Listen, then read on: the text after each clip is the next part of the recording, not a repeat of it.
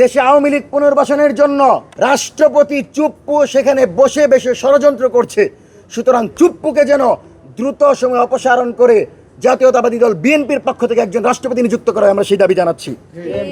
ছাত্র জনতার গণ অভ্যুত্থানের সময় যারা নিজেদের হাতে অস্ত্র তুলে বাংলাদেশের জনগণের বিপরীতে রায় দিয়েছে, বাংলাদেশের জনগণকে গুলি করেছে, হত্যা করেছে, তাদেরকে কোনোভাবে বাংলাদেশের রাজনীতিতে সক্রিয় করা যাবে না, যাবে না, যাবে না।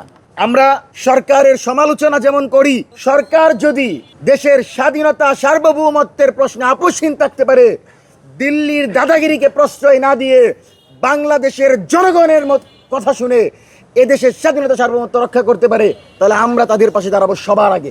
সীমান্তে আমরা সরকারের ভূমিকাকে ইতিবাচকভাবে দেখছি। আমরা মনে করি যে কোনো দেশের সাথে বাংলাদেশের কূটনৈতিক সম্পর্ক হবে ন্যায্যতার ভিত্তিতে। কিন্তু হাসিনা যেভাবে দিল্লির গোলাম হয়ে গিয়েছিল, হাসিনার প্রশাসন যেভাবে বিজেপির প্রশাসন হয়ে গিয়েছিল, নতুন বাংলাদেশে তারেক রহমানের সরকার সেটা হতে দিবে না, দিবে না, দিবে না। নির্বাচনের পূর্বের প্রশাসন আর এখনের প্রশাসনের মধ্যে পার্থক্য থাকবে, এটা অত্যন্ত স্বাভাবিক। হাদি ভাইয়ের হত্যাকারীকে গ্রেফতার করা হয় নাই, কিন্তু আমরা দেখতে পেলাম ভারতে গ্রেফতার হলো। আমরা আগেও বলেছি পূর্ববর্তী সরকার থাকাকালীন ডিজিএফআই এর সরাসরি সম্পৃক্ততার মাধ্যমে হত্যাকাণ্ড ঘটেছে। কিন্তু নতুন যারা ক্ষমতায় এসেছে তারা যখন এই হত্যাকারীদেরকে নিতে চাইলো না, তারা যখন বলল যে না আমরা এই অপরাধকে নিব না, ঠিক তখনই তাকে ভারতে পাঠিয়ে দেওয়া হলো।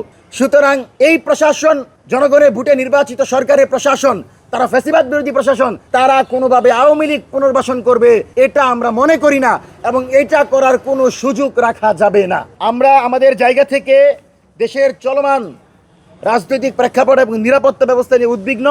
আমরা মনে করি জনগণের জানমালের নিরাপত্তা দিতে যদি সরকার ব্যর্থ হয়, তাহলে সেই দায় স্বরাষ্ট্রমন্ত্রীকে নিতে হবে। এবং তারেক রহমানের যে ঘোষণা ছিল যে যদি কেউ এই 6 মাসের ভিতর মন্ত্রী পরিষদে ব্যর্থ হয়, অর্থাৎ তার কার্যক্রম সঠিকভাবে না পরিচালনা করতে পারে, তাহলে নাকি এই সরকার সেই মন্ত্রী পরিষদকে ঢেলে সাজাবে। আমরা আশা করব স্বরাষ্ট্রমন্ত্রী যেহেতু ব্যর্থ হয়েছেন, যেহেতু তার ক্ষমতা নেওয়ার পর সবচেয়ে বেশি মব হয়েছে, তার ক্ষমতা নেওয়ার পর সবচেয়ে বেশি ধর্ষণ হয়েছে, সুতরাং স্বরাষ্ট্রমন্ত্রীকে এই পদে রাখার কোনো দরকার নাই।